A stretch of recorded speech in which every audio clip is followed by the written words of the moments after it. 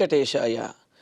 గురుర్బ్రహ్మా గురుర్విష్ణుః గురుర్దేవో మహేశ్వరః గురుః సాక్షాత్ పరం బ్రహ్మ తస్మై శ్రీ గురవే నమః.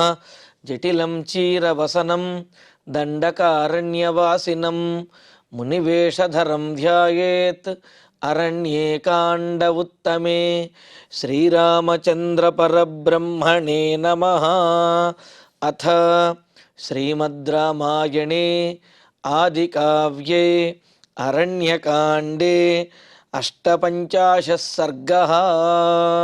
సదృష్ట్వా లక్ష్మణం దీనం శూన్యే దశరథాత్మజః పర్యపృచ్ఛత ధర్మాత్మా వైదేహీమాగతం వినా.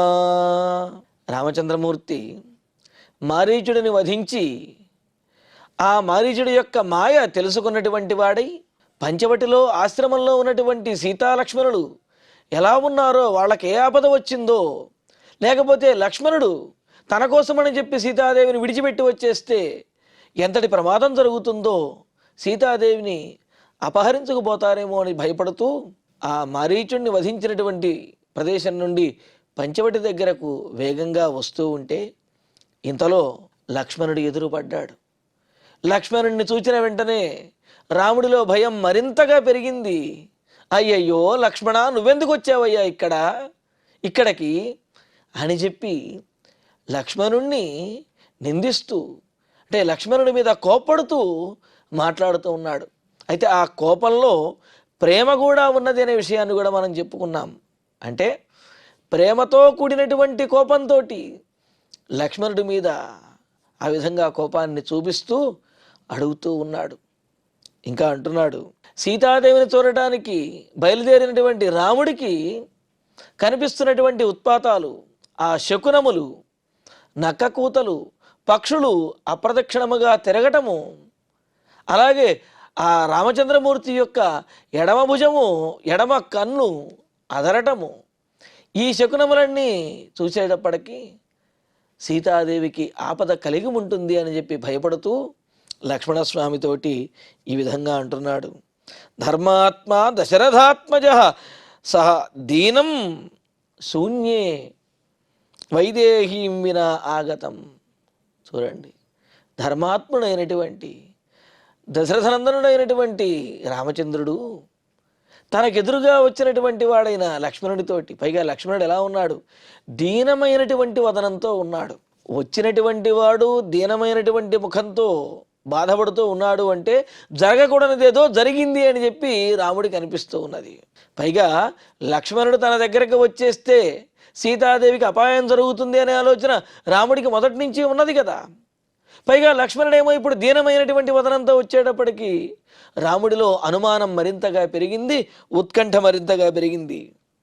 ఇంకా లక్ష్మణుణ్ణి చూచి పర్యపృచ్ఛత తరచి అడుగుతూ ఉన్నాడు రామచంద్రమూర్తి. ఎందుకు అంటే ఏదో ఒకటి జరిగే ఉంటుంది, జరగకూడనిది, అశుభం జరిగి ఉంటుంది అని చెప్పి రాముడి మనస్సులో మరింతగా ఆలోచనలు పెరుగుతున్నాయి. లక్ష్మణుణ్ణి అడుగుతూ, ప్రస్థితం దండకారణ్యం యామా మనుజగామః క్వసా లక్ష్మణ వైదేహి యాం హిత్వా త్వమిహాగతః.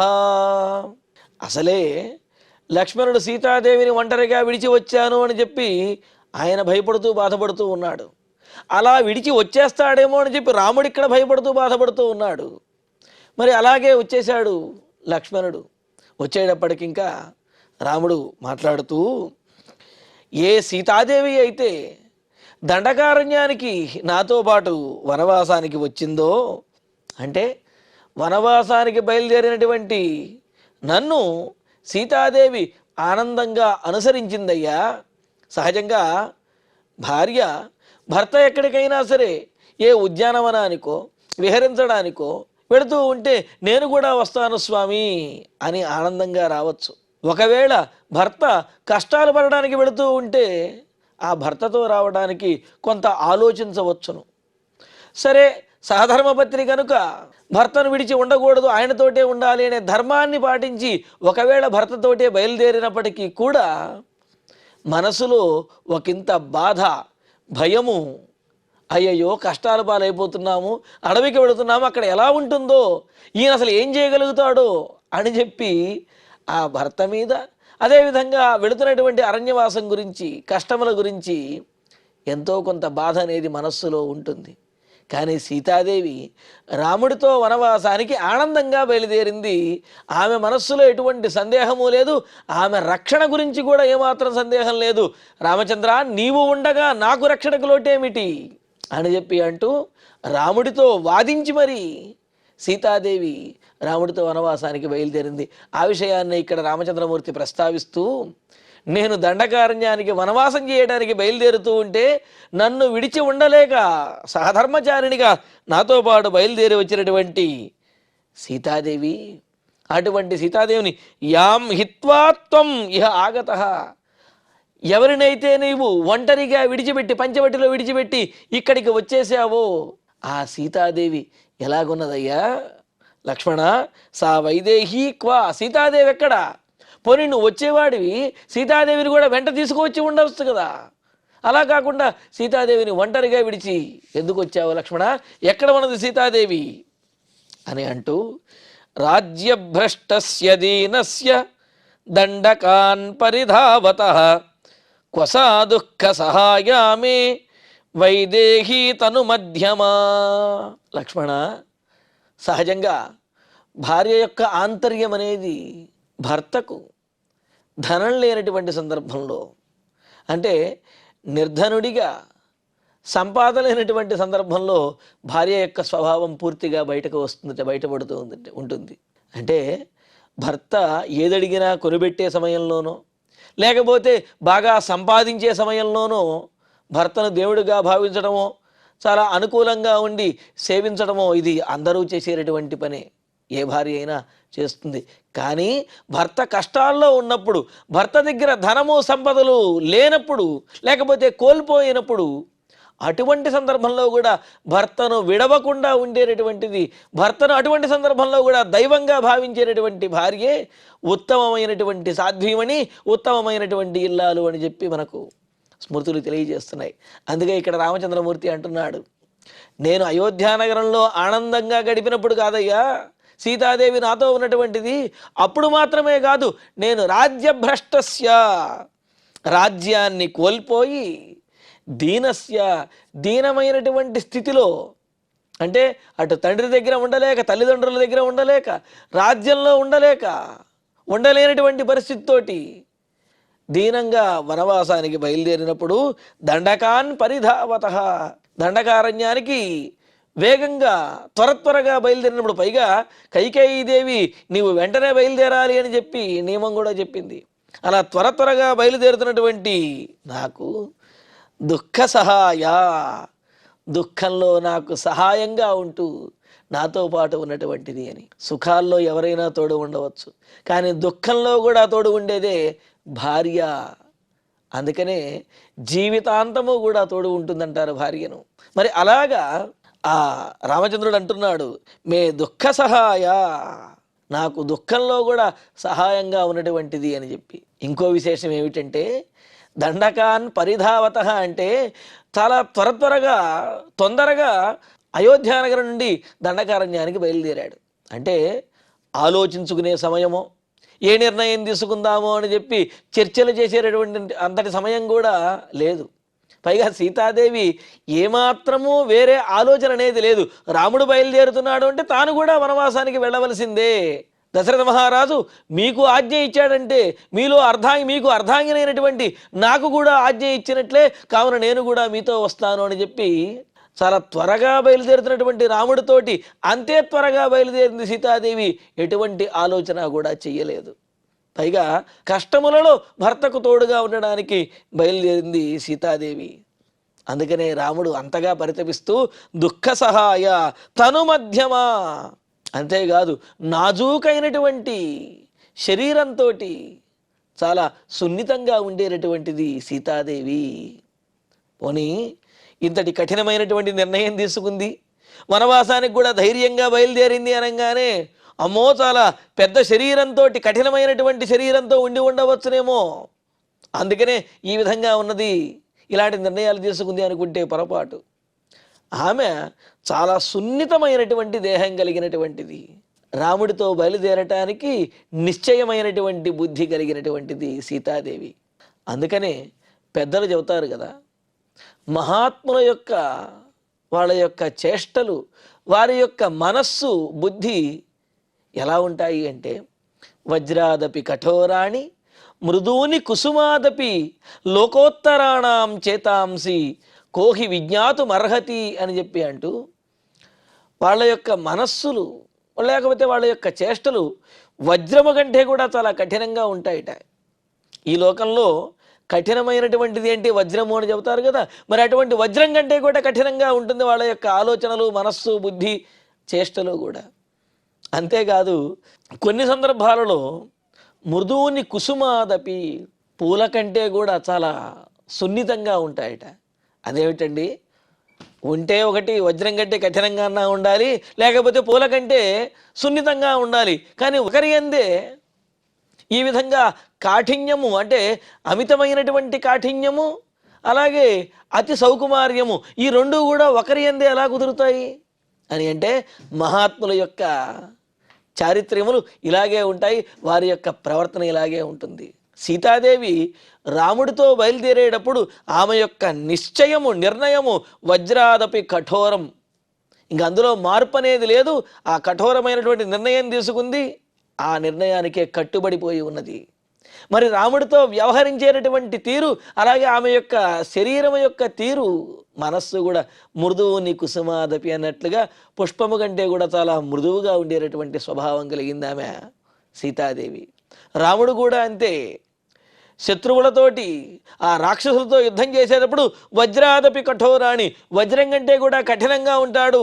ఏమాత్రము వెనుకడుగు వేయకుండా తను నిర్ణయించుకున్నటువంటి ఆ కార్యాన్ని చక్కగా ఆచరణలో పెడతాడు.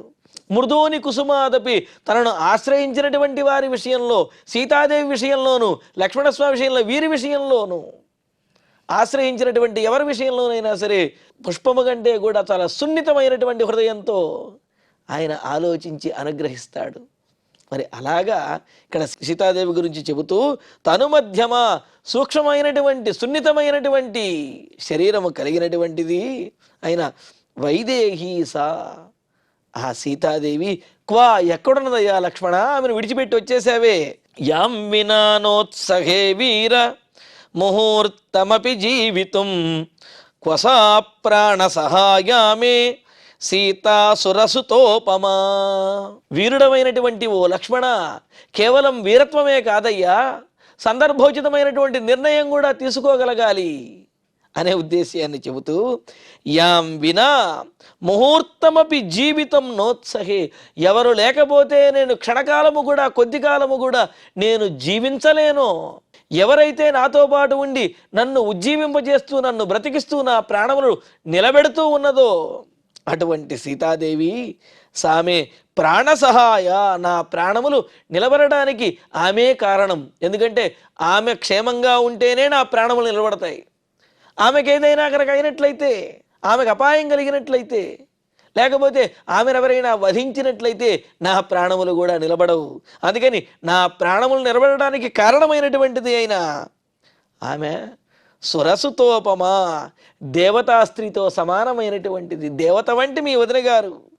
అలాగే రామచంద్రమూర్తి తనకు భార్య అయినటువంటి ఆ సీతాదేవి, సీత క్వా ఎక్కడున్నదయ్యా లక్ష్మణ, సీతాదేవిని ఎక్కడ విడిచి వచ్చావు, అసలు ఆమెను విడిచి రావడానికి నీకు ఎలా మనసు కుదిరింది? పతిత్వమరాణాం వా పృథివ్యాశ్చాపి లక్ష్మణ తాం వినా తపనీయాభాం నేచ్ఛేయం జనకాత్మజాం. లక్ష్మణ వినవయ్యా, తపనీయాభాం, బంగారము వంటిది మీ వదిన గారు, బంగారము వంటి వర్ణము కాంతి కలిగినటువంటిది సీతాదేవి. అంతేకాదు జనకాత్మజాం, జనక మహారాజుల యొక్క గారాల పట్టి ఎంతో సున్నితంగా అంతఃపురంలో పెరిగినటువంటిది. తాం వినా, ఒకవేళ సీతాదేవే కనుక లేకపోతే, సీతాదేవే కనుక నాకు దూరమైనట్లయితే, నాతో కనుక ఉండకపోయినట్లయితే, అమరాణాం పతిత్వం, నాకు దేవతలందరికీ కూడా నాయకుడినయ్యేటటువంటి ఆధిపత్యాన్ని ఇచ్చినా సరే నేను కాదనే అంటాను. నాకు అటువంటి సీతాదేవిని విడచి నాకు దేవతలపై నాయకత్వం కూడా అవసరం లేదు, ఆధిపత్యం కూడా నాకు అవసరం లేదు. ఎందుకంటే దేవతాధిపత్యం కంటే కూడా సీతాదేవి నాతో ఉండటమే నాకు చాలా ఆనందకరము. పృథివ్యాహ పతిత్వం చాపి, ఈ సమస్త భూమండలాన్ని నాకు ఇస్తానన్నా సరే ఒకవేళ సీతాదేవి నాతో లేకపోతే ఆ సమస్తమైన భూమండలము కూడా నాకు అవసరం లేదు. అంటే ఈ లోకానికి ఆధిపత్యాన్నైనా సరే, స్వర్గలోకానికి ఆధిపత్యాన్నైనా సరే సీతాదేవి లేకుండా సీతాదేవితో ఉండడం కంటే నాకు అవేమీ ఎక్కువ కాదు. వాటిని నేను లెక్క చేయను, వాటిని అసలు నేను గ్రహించను. అంటే ఇహలోకంలోనైనా సరే స్వర్గంలోనైనా సరే తనకు సీతాదేవే గొప్పది. ఆమె సాన్నిహిత్యమే తనకు స్వర్గము, ఆమె సాన్నిహిత్యమే తనకు చక్రవర్తిత్వము, ఆమె సాన్నిహిత్యమే తనకు రాచరికము అని చెప్పి రామచంద్రుని యొక్క ఉద్దేశ్యం. కావున సీతాదేవి లేకపోతే నాకేమీ కూడా అవసరం లేదు అని అంటూ, కచ్చిజ్జీవతి వైదేహి ప్రాణై ప్రియతరామమా కచ్చిత్ ప్రవ్రాజనం సౌమ్య నమే మిథ్యా భవిష్యతి. సౌమ్య, నాయన లక్ష్మణ, అంటే లక్ష్మణుడు మరలా నొచ్చుకుంటాడేమో అని చెప్పి లక్ష్మణుడిని కూడా గట్టిగా కోపడలేకపోతున్నాడు రామచంద్రమూర్తి. కోపం వచ్చినప్పటికీ కూడా ఆ ప్రేమతో కూడినటువంటి మాటలతోటే కోపడుతూ ఉన్నాడు. సౌమ్యుడమైనటువంటి ఓ లక్ష్మణ, మమ ప్రాణై ప్రియతర, నా ప్రాణముల కంటే కూడా ప్రియమైనటువంటిది. సహజంగా ఎవరికైనా సరే అత్యంతం ఇష్టమైనవి తమ తమ ప్రాణములే. ఎందుకంటే తాము ఉంటే కదా ఇతరులతోటి సంబంధ బాంధవ్యాలు కలిగి ఉండేది. తామే గతించేసిన తర్వాత ఇతరులతో సంబంధ బాంధవ్యాలు ఉండవు కదా. అందుకని అన్నిటికంటే తమ ప్రాణములనే తాము ఎక్కువగా ప్రేమిస్తారు, ఎక్కువగా కోరుకుంటారు. అందుకని అంటారు కదా, ఆత్మానం సతతం రక్షేత్ ధనైరపి అని చెప్పి అంటూ అన్నింటికంటే కూడా తనను తాను రక్షించుకోవడం అనేది ప్రథమ కర్తవ్యము అని చెప్పి మనకు నీతి శాస్త్రాల్లో చెబుతూ ఉంటారు. కానీ రామచంద్రుడికి అలా కాదు. తనకంటే కూడా తన భార్య అయినటువంటి సీతాదేవి అంటే చాలా ఇష్టము. తన ప్రాణముల కంటే కూడా ఎక్కువ సీతాదేవి అనమాట. అందుకనే అంటున్నాడు, ప్రాణై ప్రియతర వైదేహి జీవతి కచ్చితు. నా ప్రాణముల కంటే మిన్న అయినటువంటి సీతాదేవి బ్రతికే ఉన్నదా? నీవు ఆమెను విడిచి వచ్చావు, అందులో దీనమైనటువంటి ముఖంతో వచ్చాము అంటే ఆమెకైనా ఏదైనా అపాయం జరిగితే ఆ విషయాన్ని మోసుకుని నా దగ్గరికి వచ్చావను ఆ విషయం తెలియజేయడానికి. మే ప్రవ్రాజనం మిథ్యాన భవిష్యతి కచ్చితు. ఒకవేళ అలాగే కనుక జరిగినట్లయితే ఈ వనవాసము కూడా వ్యర్థమైపోతుంది. అదేంటండి, రాముడు 14 సంవత్సరములు వనవాసం చేయడానికి దండకారణ్యానికి వచ్చాడు. ఒకవేళ సీతాదేవికి ఏమైనా కనుక జరిగినట్లయితే రాముడి యొక్క వనవాస నియమం భంగమేలా అవుతుంది? అవ్వదు కదా అని అంటే దానికి కూడా చెబుతున్నాడు, ఒకవేళ సీతాదేవి కనుక గతించినట్లయితే అప్పుడు రాముడి యొక్క ప్రాణములు కూడా నిలబడవు. తద్వారా రాముడు కూడా గతించేస్తే మరి 14 సంవత్సరములు వనవాసం చెయ్యకుండానే అడవిలో కనుక రాముడు గతించినట్లయితే మరి ఆయన ఏ నియమం ప్రకారం వనవాసానికి వచ్చాడో 14 సంవత్సరముల వనవాసం చేయడం అనేది ఆ నియమాన్ని పాటించనట్లు అవుతుంది. కావున నా నియమము, ఈ వనవాస దీక్ష ఏదైతే ఉన్నదో ఆ దీక్ష భంగమైపోదు కదా అని అంటున్నాడు. ఇది రాముడి యొక్క తత్వము. అంటే తన ప్రాణాలు పోతే ప్రాణాలు పోతున్నాయి అనే బాధ కాదు, తన తండ్రికి ఇచ్చినటువంటి మాట తాను 14 సంవత్సరములు వనవాసం చెయ్యకుండా కనుక గతించినట్లయితే మాట తప్పిన వాడినవుతాను అనే భయము, ఆలోచన. అందుకనే అంటున్నాడు, ఒకవేళ సీతాదేవి గతించినట్లయితే నా ప్రాణములు కూడా గతిస్తాయి, పోతాయి. అప్పుడు 14 సంవత్సరములు వనవాసం చేయవలసినటువంటి దీక్షను భంగపరిచినట్లు అవుతుంది.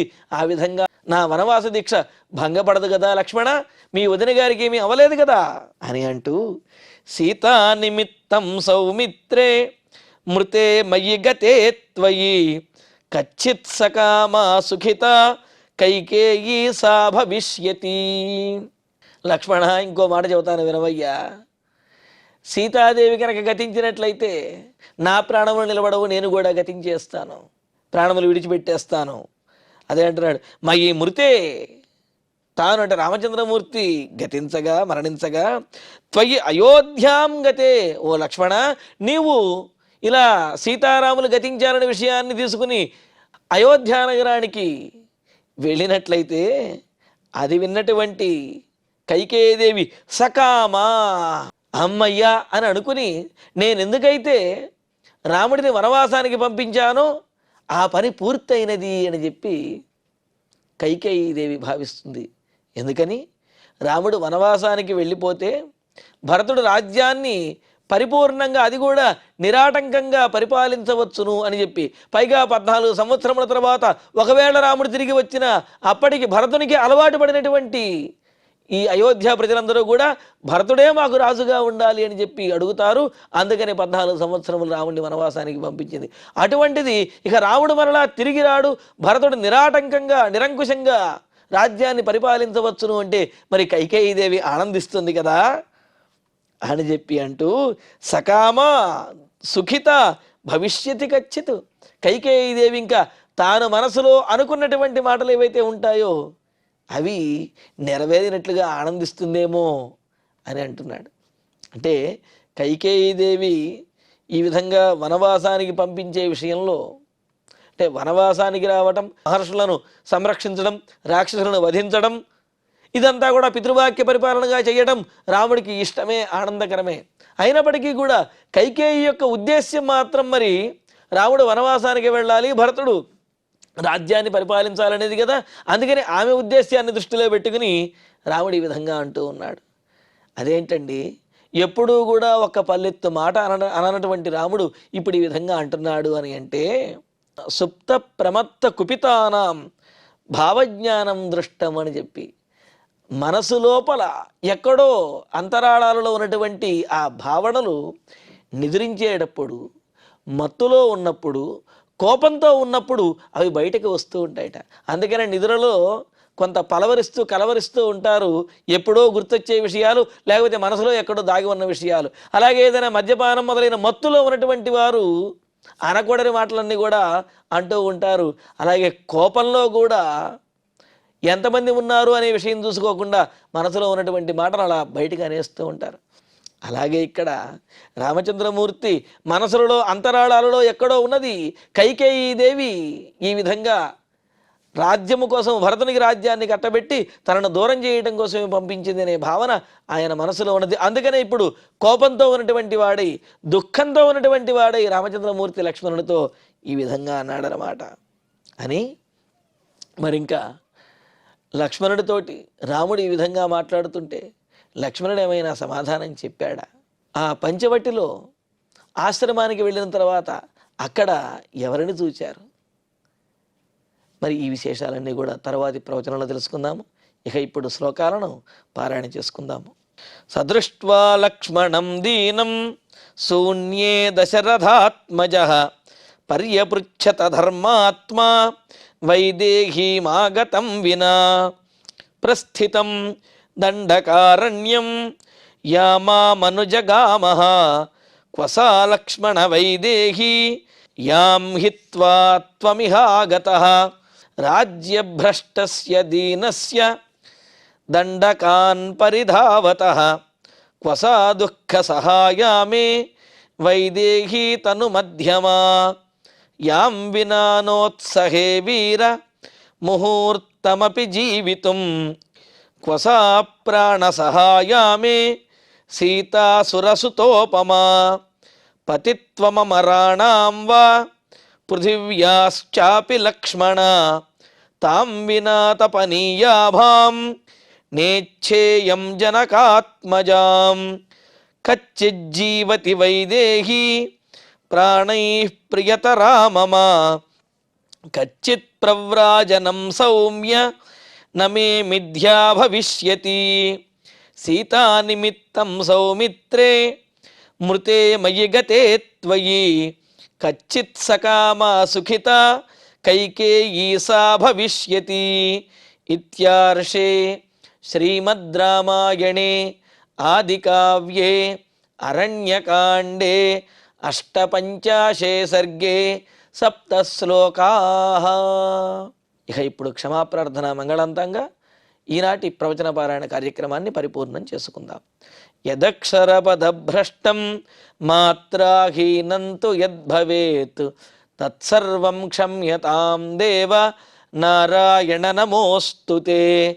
కాయేన వాచా మనసేంద్రియైర్వా బుద్ధ్యాత్మనా వా ప్రకృతే స్వభావాత్ కరోమి యద్యత్ సకలం వరస్మై నారాయణాయేతి సమర్పయామి. శ్రియః కాంతాయ కళ్యాణ నిధయే నిధయేర్ధినాం శ్రీవేంకట నివాసాయ శ్రీనివాసాయ మంగళం.